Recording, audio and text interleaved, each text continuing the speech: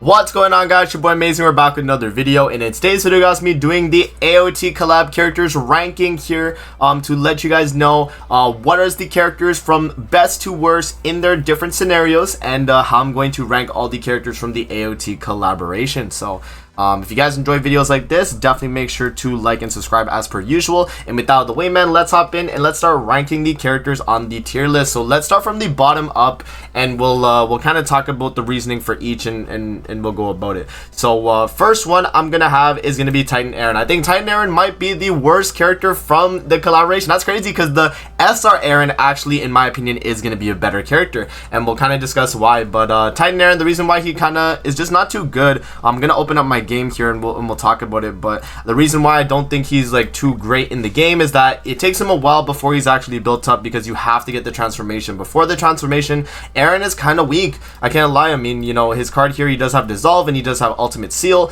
but it's not really too strong of a card. And then you do have his gauge fill single target, which is strong to fill for the ultimate move gauge to get the ultimate. But I think the main problem that Eren struggles with is that anytime you would use him at all, even in the game, it's just going to be a lot harder to get his ultimate, especially in like a PvP setting, or even in a PvE setting. The only way you can actually get him in his ultimate form and actually start attacking is going to be after what, 2 turns, unless you from the rip just instantly push the ultimate, you use the ultimate the following turn and then have cards in his hand still, right?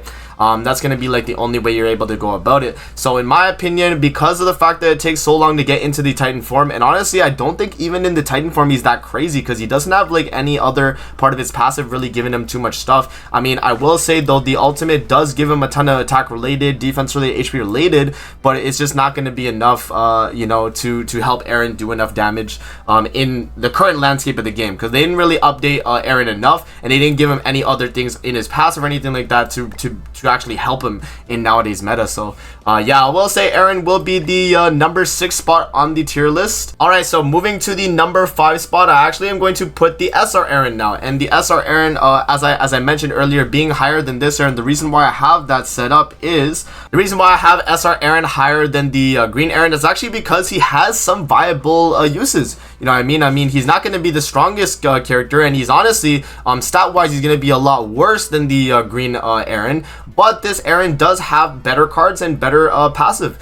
So if you look at his card right here, he does have the Derriere buff card. Very, very strong. Back in the day, people used to use this character on the Red Demon, and to this day, he probably still works on Red Demon. You know what I mean? So yeah, you do have that. You do also have the cancel stance single target, which was always really good on Red Demon, just for the cancel stance. So you know, if you're like a newer player getting into the game and you want to have like a character for Red Demon, like definitely Eren is going to be a really good option, because he is a easy 6 out of 6 because they give him out for free completely in the collab.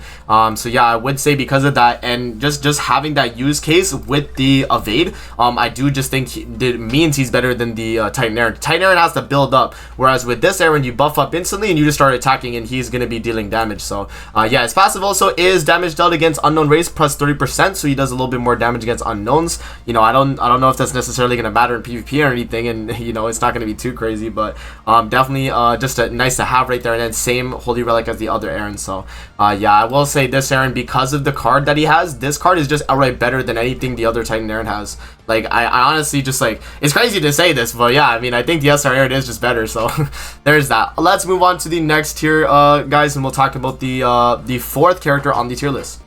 Alright, guys, moving on to the number 4 spot on the tier list, we actually am going to have the Red Levi. Now, it's actually very, you know, like, I didn't really know where to put the Mikasa and the Levi, right? So it's really up to you and how much you value, you know, PvE viability, at least for Mikasa, because I feel like Levi as a character is a better character than Mikasa, but because Mikasa does have that PvE viability in the future, and I just don't know what they're gonna add for PvE in the future that could make her, you know, really, really crazy. I think she will have longer longevity because of the way she does work. So in my opinion, I will have Levi number 4 and then Mikasa number 3. So we'll pull up the game and we'll talk about it. But I think the main thing for me is that with Levi and Mikasa's, Levi is mainly a DPS character, and DPS characters, at least in the long run, will eventually kind of fall off in damage, and Levi didn't really get too much of a stat increase to be better than nowadays DPS type characters. So the only thing that Levi is really good in at this very moment is probably the demons,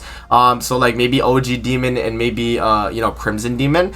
So he's probably going to be really good in those, but other than that, I mean, you're not really really going to be seeing Levi in too many other things in the game when there's other better DPS characters like a red LV, and even for the red slot itself, right? You have like tier red LV, right? So there's just characters that are just better than what Levi's doing. But Levi is still great though. I think he honestly, of the original characters from the collab, he definitely got the best treatment, I'll say. Not to say he's the best of the three, but I think he definitely got the best treatment. And as a, you know what though, as a character alone, he is the best of the three. But if we're talking about the longevity of characters, I think Mikasa does have a little bit more longevity because of the way her Holy Relic works and the way they kind of buffed her passive too. So her Holy Relic, if you guys don't know, in PvE battles, if allies on the battlefield are all humans, increases those heroes' basic stats by 10% and damage dealt by single target attack skills by 15% for each participating human in the battle. And this is a backline supportive ability. So in the future, if they add like a final boss that requires human team to be relevant, Mikasa is going to be the best backline by far.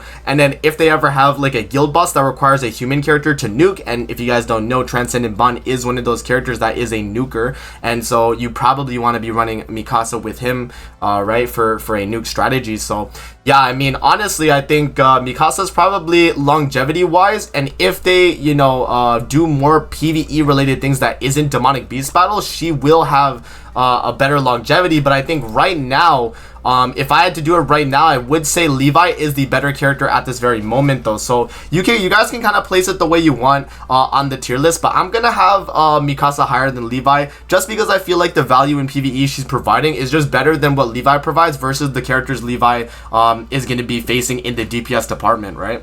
But Levi himself is a great character though, nothing to take away from him, and I think right now he is the better character to be running, and he's free. So if you have Levi, definitely level him up. I think he's a great character to use, and especially as you guys saw with the Colossal Raid, where he is literally the meta on the Colossal Raid, I think that goes to show how strong Levi can actually be. So let's move on to the next part of the tier list, guys, and we'll talk about the last two slots. Alright guys, for the final two slots, I'm just going to put them in together. So we have Eren at number 2 and Levi at number 1. So personally, I was going to have Eren at number 1 and Levi at number 2, but after the podcast yesterday and kind of talking with the guys about it, I do think Levi has a little bit more longevity now than Eren. I think Eren, in my opinion, had longevity supporting wise, but because Levi has the Infect card, he's just a character that's going to last a lot longer because of that. Infect is a card in the game that is probably the best debuff skill you can have on a character because of how strong it is in PvP. Restricting recovery related stats in PvP makes it so that characters with damage cap,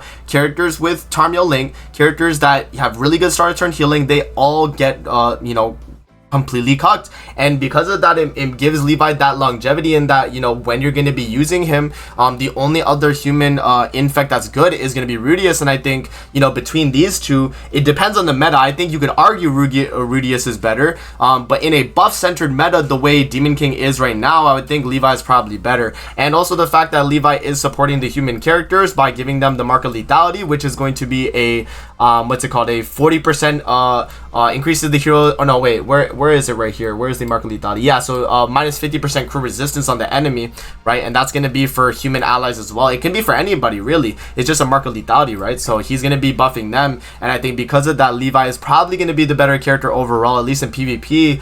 Yeah, I mean, because of that, Levi will be the number 1 character from the collab. But Eren, on the other hand, Eren is still really good, and I think, you know, the thing is with Eren, for me, I saw a lot of longevity in the supporting abilities he's doing. Obviously, you know, his damage isn't really the greatest, mainly because of the way this card is structured. This card having the ×2 damage and the ×2 crit damage together, I think definitely does hinder Eren. And you can tell as well that Levi actually had the way, like a good, you know, multiplier for his skill. Like, they put ×2 pierce rate increase, period, and then 2 times crit damage. Whereas with Eren, it's like they really just cucked him and made it all attached. ×2 damage and ×2 crit damage against debuffed enemies, period. So when it's combined like that, it makes Eren pretty much have a skill that does only 120% attack when non-attacking debuffed enemies. Whereas with Levi, it's like, you know, if you're not attacking someone with the mark of lethality, at least you're getting the ×2 pierce rate, right? So it really just depends on like how you guys value the characters. And I think overall right now in the meta, Infect is definitely a lot more valuable than what Eren's doing, for at least for for his kit, but Aaron is still very strong, not to take away from him, and he's obviously better than all of the older collab characters as well. And I do think that his longevity will be from his holy relic giving the ignore crit resistance on the enemy just outright for humans and giants. And then the giant heal is really big. If you guys have seen my deer and my bird showcases for Aaron already, like, you'll know.